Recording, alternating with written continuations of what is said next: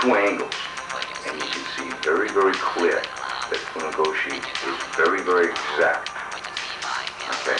And one of the things that you'll notice is that Funikoshi stances, they're much more natural, approximately shoulder length apart. In karate, changed a bit after his death and got longer, but you're going to see Funikoshi, how he taught his karate.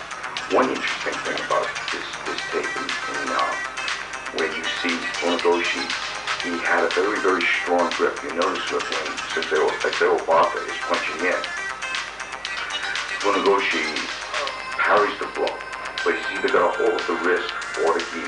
He's like, just pulls him a little off balance.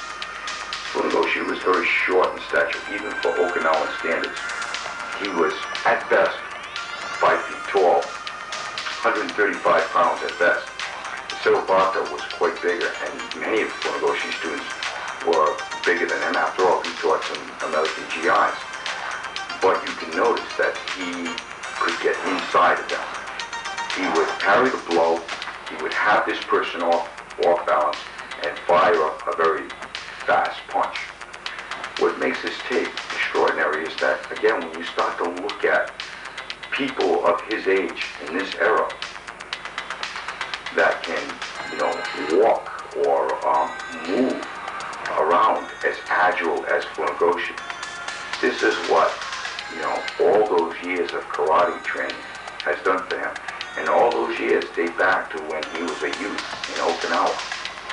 Since Funikoshi was born premature, his date is a little obscure. For the record, they say he was born November of 1868. He altered his birthday to say 1970 so he could take some examinations to get into a medical college in Tokyo. And so he had to do that. So a lot of people say it was 1870, but it actually was 1868.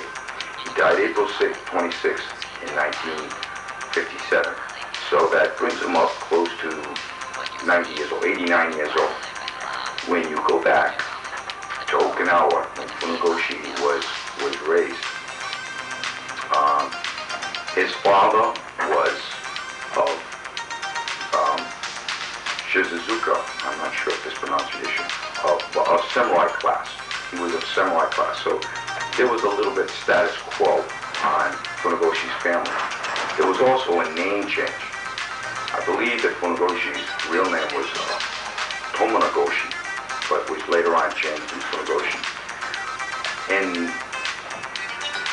any case, Funikoshi at a young age was taught the Chinese classics.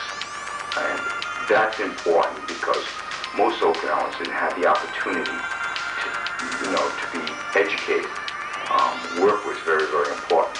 So Funikoshi was able to get an education at an early age, mostly through his grandfather.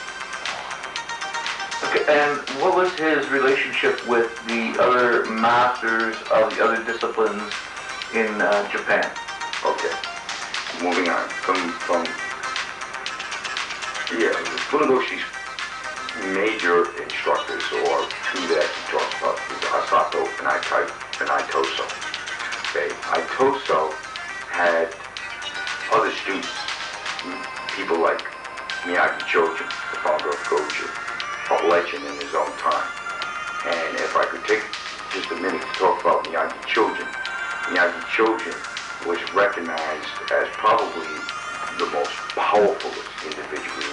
His physical strength was probably the highest of like people like Kenwa Mabuni and Gichin Funikoshi. He was a very, very powerful man, a wealthy man. And Kenwa Mabuni, also a student of Itoso. Now, don't forget that these guys had trained with other people. Matsumura, Higaonna, a lot of different influence. But the relationship that the three of them had was very, very cordial and very like dojo brothers. I think that they, at that time, when the three of them didn't have a particular style, they just were studying Karate or Roku, Kempo, whatever they were calling it back then. It wasn't really called karate then. Yes and no. But the three of them shared a common interest, and that was to train in karate and to hopefully to introduce karate to the world, because they believed that they were trained warriors. Now what that meant was that the three of them believed that it was like if you gave somebody a gun, that gives you a lot of power. Okay? You can do two things. You can have the gun for peaceful purposes, and you can have the gun to take the life. The way they trained was almost the same thing. They had the power to take a life, and they had the power to use it for defense only. The three of them had that consensus amongst them. And so with that, they kind of had the same philosophy. So I believe that, and many, many references, we talk to Goju people about Funikoshi. Those who were around at that time have much respect for one another. I think that, like modern day times, Goju people stick with Goju, Shotokan sticks with Shotokan, Shintaro sticks with, beliefs of Kenwama beliefs. But back in their days, when you ask about the three of them, they had tremendous harmony amongst each other, and they worked out with each other whenever they could, and helped out with each other whenever they could. What can you actually tell us about the naming of the style of Shotokan? Interesting.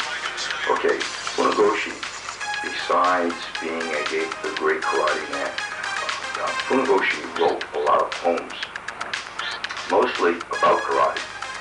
And so when he signed these poems, he would sign it under his nickname, Shoto. Shoto translated means pine waves.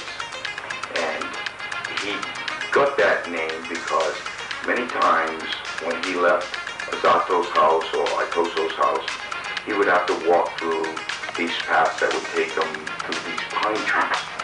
And this was when Funikoshi would think about, writing poems or think about nature in itself.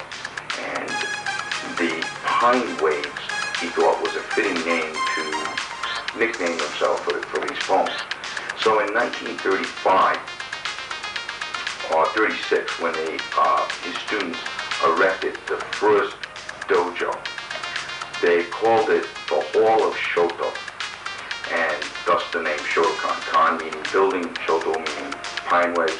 The Hall of Shoto was developed in 1936. Unfortunately, it was destroyed during the war in 1945.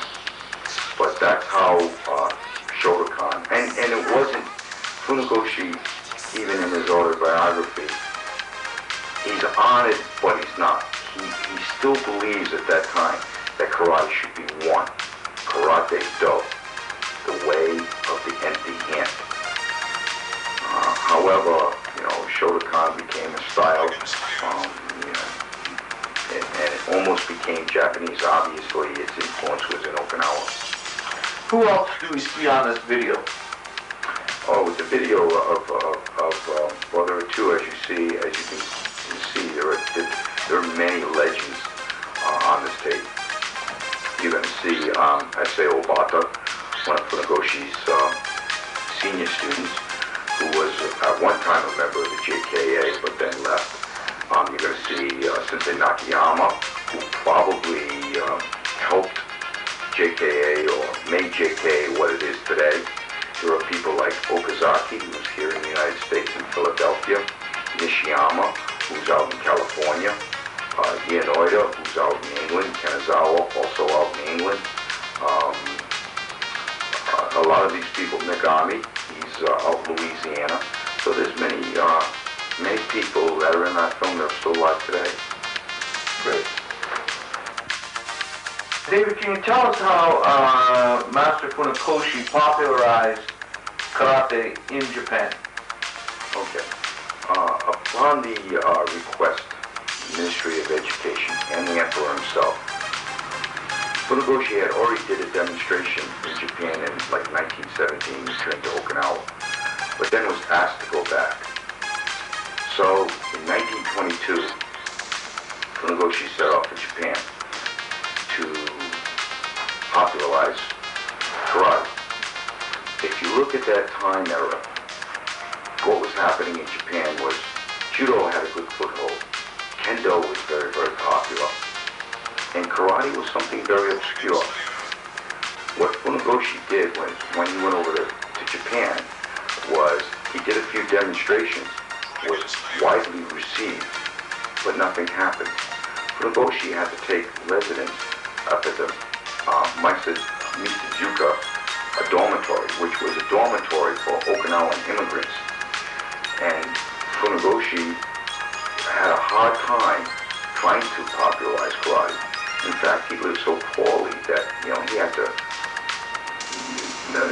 tell the cooks that, if you could give me something to eat, I will teach you karate. At best, at that time, he had maybe 10 students. So he had to work